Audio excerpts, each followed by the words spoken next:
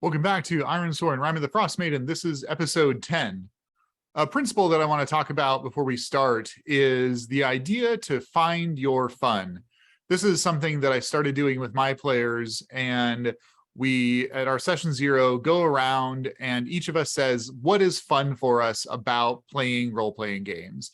And I think this is a really important exercise. You might think it's a little bit silly or obvious, but for example, I don't particularly enjoy combat either as a player or as a GM. So I tend not to create a lot of combat situations, but some of my players really like combat. So then I needed to be more deliberate about including combat in my scenarios. And I think you'll see that in this episode that I'm going to have Karl more or less, avoid combat whenever he can, because for me, it's just not that engaging. I would rather engage with the story and the characters and the plot and sort of see things progress along. So my tip to you is talk to your players, ask them where their fun is and try to meet them there. And also acknowledge that sometimes you're not going to be able to, right? So if there are some players who are like, my fun is having my character beat up and abuse small children, and if you're not into that, then that's not a good match. And maybe they can go find another group where they can do that safely. So find your fun and play to what's fun for you. In our last episode, Karl and Haf traversed the tundra from Bryn Shander to Caer. Coming to Caer, they encountered a couple of kind of rough-looking characters who welcomed them. They then went up to the uphill climb, which is the inn in town, and talked to the innkeeper there. He said that there are a bunch of members of the Children of Auril who have taken up residence in the town, taken over the Caer.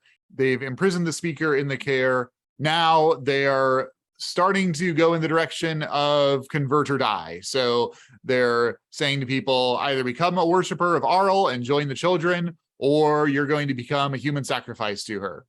So this is alarming. Karl and Haf were like, can we get out of this town? And they were assured that they wouldn't be able to.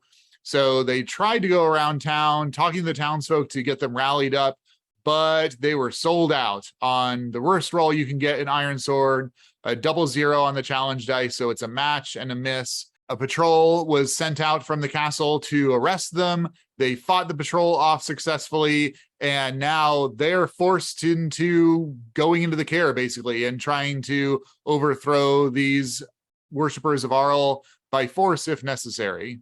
This is a modification of the game as written in the book. In the book, these are cultists worshiping Archdevil Levistus, but I wanted to wrap it up with the same villain that a lot of the other villains are serving, which is Auril. Karl and Haf went to the gate keep. They attacked the guards there, tried to ambush them, not very successfully, but they finally knocked them out, and now they have access to the main castle. I think based on their information that they collected from the innkeeper, we are going to mark some progress on telling the dwarves back in Bryn Shander about what's going on in Caer. Now Karl and Haf enter the courtyard of the castle. Footprints in the snow lead to various doors along this courtyard's perimeter, including a tall double door to the keep with its unwelcoming row of arrow slits and barred windows on the upper floor. To the east of the double door is a small single-story building with a slanted snow-covered roof.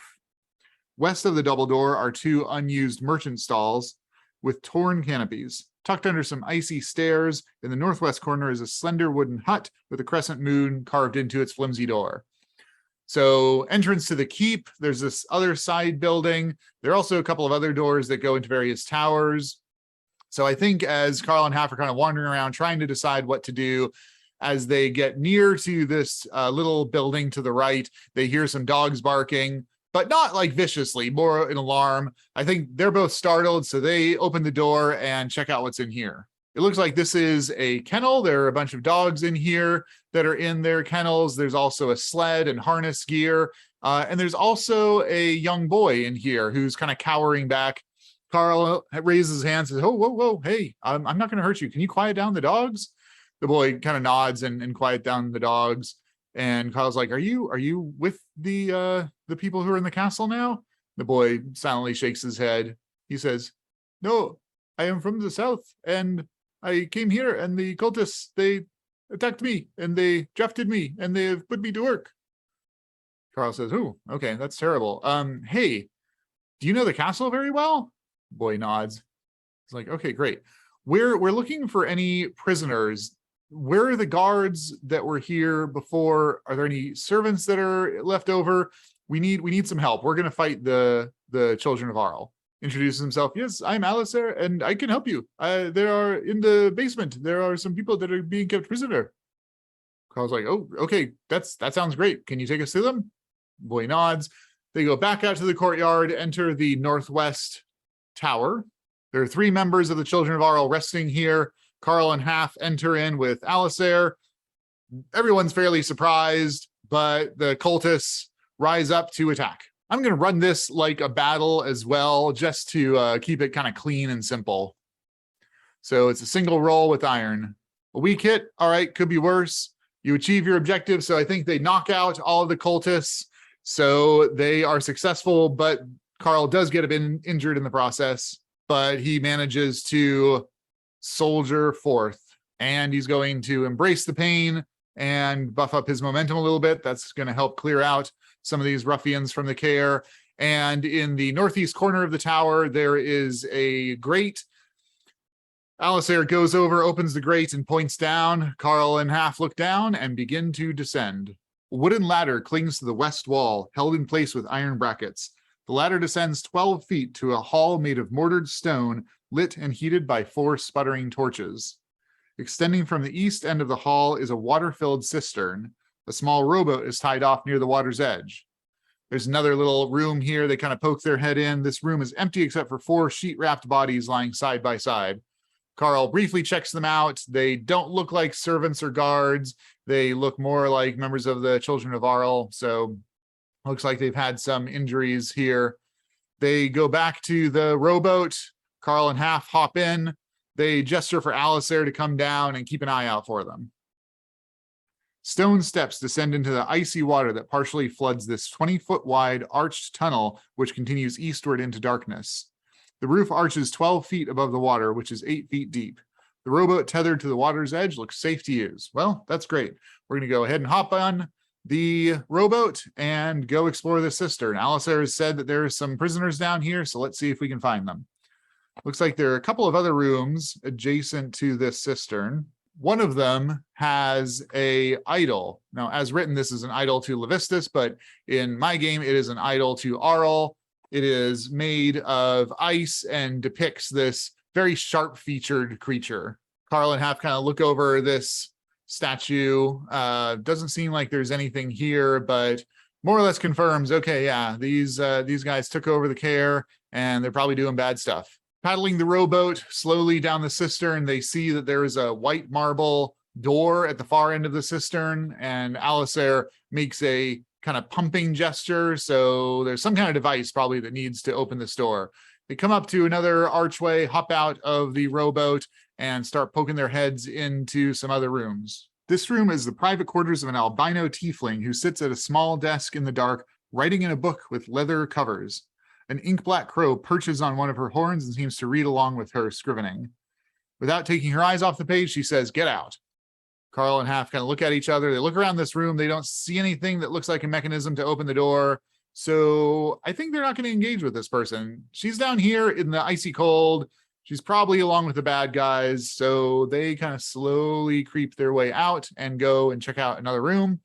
There's another room that's basically empty except for a single lever, which Karl grabs and pulls. There's a grinding sound. They head back to the rowboat, hop in the rowboat, and it looks like this white marble wall/door is slowly lifting. So they're going to paddle the rowboat further into the cistern. They find another doorway. A 5-foot wide, 8-foot tall tunnel leads to a dark, cold room that reeks of filth. And huddled in this room looks like there are some of the servants that are left over. There are 5 servants here. They're kind of cowering. They look pretty poorly kept. Karl and Haf like, oh, hey, we're here to help. If we let you out of here, can you help us with the cultists? Now, as written, the servants don't seem particularly useful, but I want to clear the castle and just focus on the main bad guys for Karl and Haf to defeat. So servants nod, and Karl says, if you can get to the kitchen, you can arm yourselves and then take back the castle. I think maybe this is going to be a compel. Let's see if we can get these folks on board. Haf is going to help him out. Can we convince the servants to go along with this? Oh, it's a miss. But I really need this. So I'm going to burn momentum and at least get a weak hit. They ask something of us in return. I think they're actually going to maybe ask for our weapons. They see the axe that Karl has. They see Haf's spear, and they point at them and say, oh, we'll help you if you give us your weapons.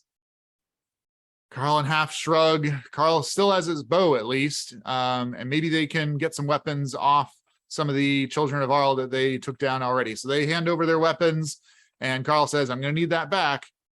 And they all head off on the rowboat. The rowboat only takes 2 at a time, so they kind of shuttle back and forth quite a few times, but eventually they get back out. Karl and Haf go up the ladder with Caer. There are these cultists that they've already knocked out, and they all had scimitars, so Karl and Haf both pick up a scimitar. They've never used a scimitar before. I'm not even sure they've even used a sword before, but you know what? There's a pointy end, and you stick the pointy end in the bad guy, so I think they'll be able to figure it out. Karl looks to Caer and says, okay, so they're going to take care of all the basic cultists. Is there a leader that you know of? Caer nods and shows Karl and Haf into the main keep. They first enter the Great Hall. This once grand hall is dimly lit by chandeliers that are missing most of their candles. 3 long tables in the center of the hall are littered with dirty dishes, which a young tiefling is slowly collecting. A stone staircase ascends to a pair of 20-foot-high balconies that hug the walls. On the north landing, directly across from the main entrance, hangs a banner depicting the town's heraldry, the stone watchtower on a dark blue field with a horizontal red fish facing to the right under the tower. The servant and Caer know each other. Caer goes over, kind of explains the situation. The servant is on board. It's not going to raise an alarm. So Caer then escorts Karl and Haf into another room. It looks like this is a sitting room, nicely appointed. Nobody's here, and they progress into the speaker's office. Sitting behind a large table is this red-skinned tiefling. Looks up and glowers at the two of them. I don't think that he's really gotten any intelligence about Karl and Haf in terms of their success. I think he probably sent out the group to arrest them, but fully expected them to be arrested at this point and not kicking in his door. So he starts and stands up. He draws a dagger and crooks his hand and speaks some words of power. Karl feels a lashing of pain against him, and Karl and Haf raise their scimitars and charge in to attack. Okay, this is going to be enter the fray with heart. That's a miss and a match. Not too surprising. Let's just start off terribly. Pay the price. I think that this tiefling has done some sort of arcane thing that is racking Karl with pain. So he endures some harm, but gets a strong hit, which is great. That's going to buff his momentum a little bit. This guy is the leader of the Cult of Auril, at least here in Caer Dineval. So I think we're going to make him formidable. I might regret that in a little bit. Formidable foes can be really challenging in combat, especially starting off with a miss on our enter the fray. But nonetheless, that's where we're at. Karl is racked by pain. He kind of steps back. Haf looks over, very alarmed. Before they can kind of gather themselves, this creature reaches out and does some other arcane gestures. I think it's going to be a face danger with edge.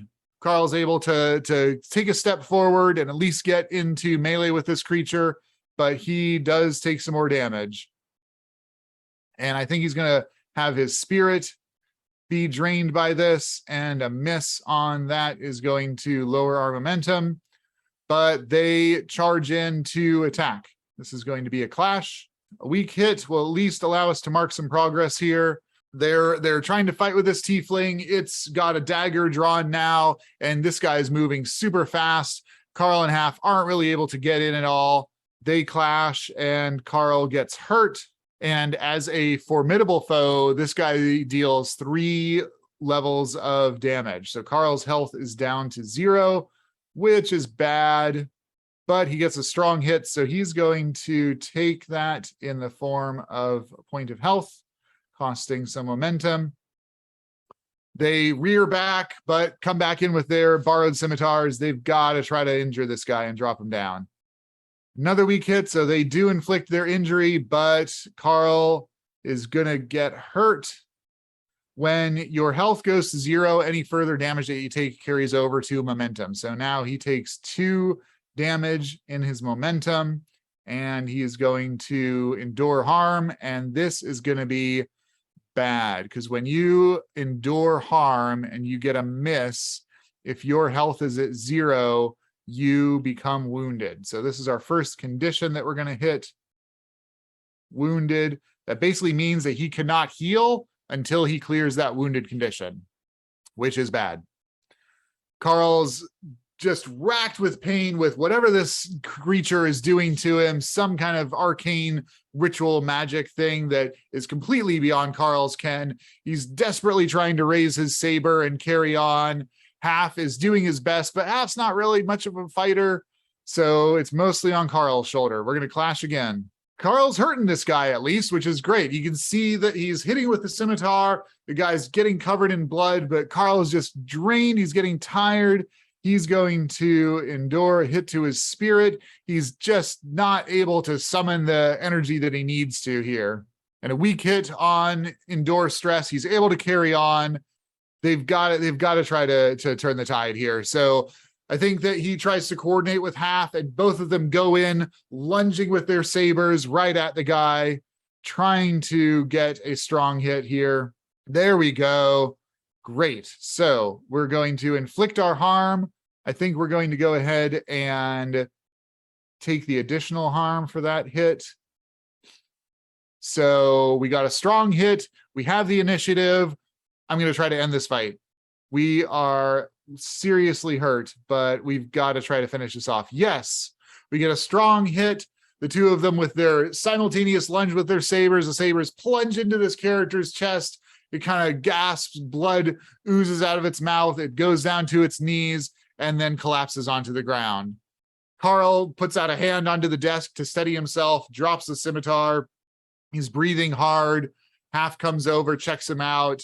Karl is not doing so great. He is pretty darn hurt.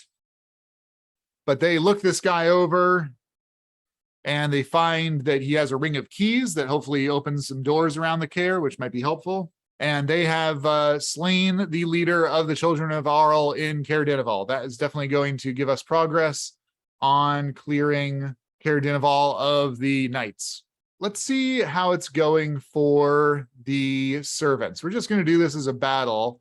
I'm going to go ahead and roll. The servants probably pretty bad. I'm going to go ahead and roll heart for the servants and just see how they're managing.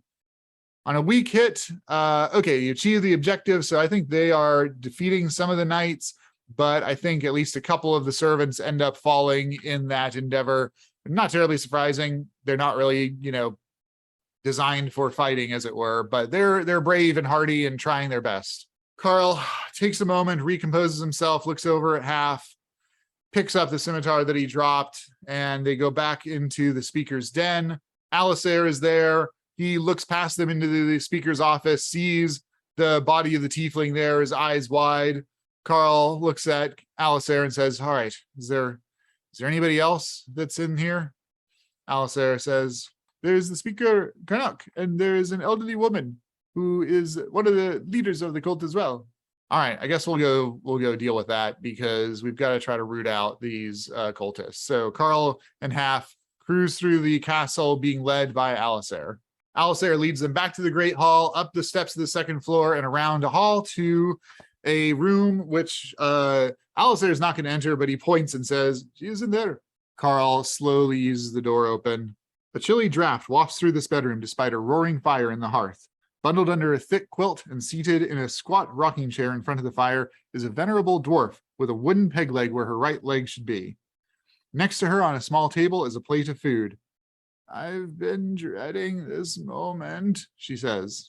And we will call it there with Karl and Haf encountering this strange old woman who seems to have been waiting for them. Thanks for watching.